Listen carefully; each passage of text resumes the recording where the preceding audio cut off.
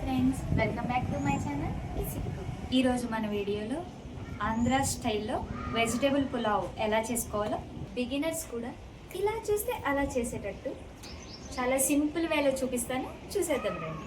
నా ఛానల్ని సబ్స్క్రైబ్ చేసి మీ ఫేవరెట్ డిష్ని కామెంట్ చేయండి.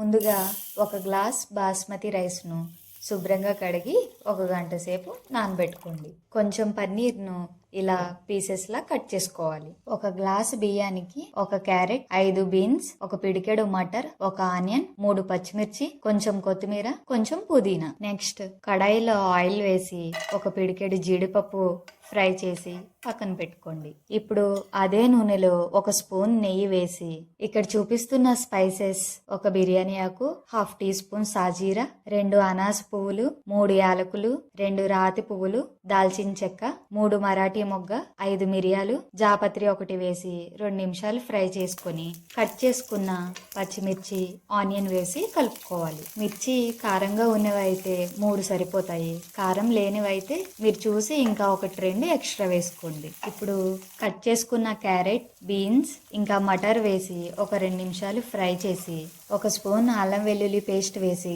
కలిపి మనం వేసుకున్న వెజిటేబుల్స్ మగ్గనివ్వండి. నెక్స్ట్ పన్నీర్ పీసెస్ వేసి పన్నీర్ కొంచెం ఫ్రై అయ్యాక కొంచెం కసూరి మేతి, పుదీనా ఆకులు, కట్ చేసుకున్న కొత్తిమీర వేసి తగినంత ఉప్పు వేసాక 2 స్పూన్ల పెరుగు వేసి కలిపి మీరు బియ్యం ఏ గ్లాస్తో తీసుకున్నారో అదే గ్లాస్తో 2 గ్లాసుల వాటర్ పోసుకోవాలి.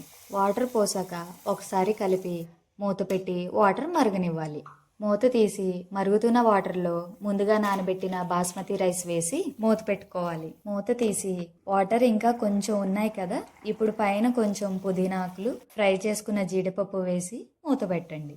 ఇప్పుడు ఆ మసాలా వాటర్ మొత్తం రైస్కి మంచిగా పట్టి రైస్ మంచిగా కుక్ అవుతుంది. ఇప్పుడు మూత తీసి పైన మళ్ళీ 1 స్పూన్ నెయ్యి వేసుకోండి. చూడండి రైస్ ఎంత పర్ఫెక్ట్గా కుక్ అయిందో. ఇప్పుడు ప్లేట్లోకి సర్వ్ చేసుకుందాం. చూస్తున్నారు కదా, పన్నీర్ పీసెస్ కూడా చాలా సాఫ్ట్గా కుక్ అయింది. ఈ వెజ్ పులావ్లోకి నాన్ వెజ్ కర్రీ ఏం లేకపోయినా ఇలా రైతాతో కలుపుకుని తింటే చాలండి, కడుపు నిండిపోతుంది. Thank you for watching.